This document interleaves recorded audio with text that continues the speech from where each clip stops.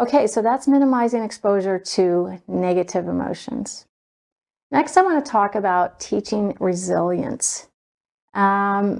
If you've turned on the news, and unless you're hiding in a hole, you've heard or read a lot about the increased anxiety in young people, the high suicide rates, drug rates, just a lot of insecurity and anxiety about life and about the future. So why? Why aren't they resilient? Well, we're not going to lay it all at the feet of high conflict divorce or alienation or resistance and refusal, but we are going to look at that piece of it because it is pretty big, right? Many kids, probably many of you listening right now, came from a divorced home, or you're in a divorce, or you're a family member of someone in it. So you know what it's like. So how can we build resilience in children when they're absorbing negative emotions from their parents, from family members, from others?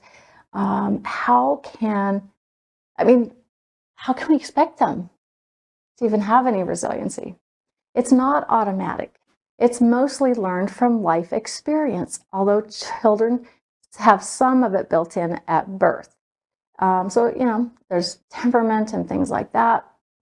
And I know you've all met people who've gone through really tragic things and seem to be very resilient. And there's others who haven't been through so much trauma or tragedy, and yet seem to just be floundering and drowning.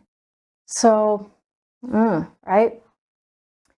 Interestingly, reasonable parents generally raise resilient children. So, and conflict and emotion in divorce can impact resilience. Now, not just in divorce, but in an intact home as well. Conflict and strong emotion and accusations and, all that conflict and fighting can be pretty hard on some kids. Even if you have, let's say you have 4 kids in one family, 3 are doing fine in their young adult life, in their 20s, and 1 is just floundering. Well, maybe that child had a different temperament at birth, and all of this junk, the conflict and that emotion and the contagious sadness and fear and all of that impacts that child differently. Unfortunately, we look at that child as the problem child, when in actuality, it's probably that child has a lot of fear, a lot of anxiety, and the resilience is somewhat low. Okay?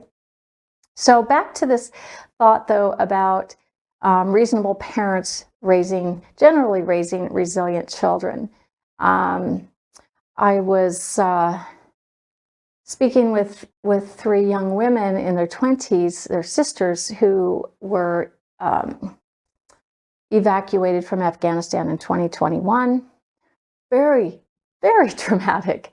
Several years, a few years of their lives, probably about 3 years, were filled with a lot of trauma, a lot of tragedy, a lot of loss, and it's big trauma.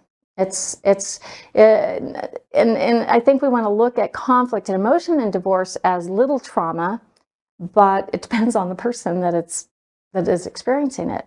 So back to these young ladies, they're 3 of the most resilient young women I know, and they seem to just have a solid foundation, a solid footing, even though they no longer have their parents and their families surrounding them. They've lost kind of everything, right?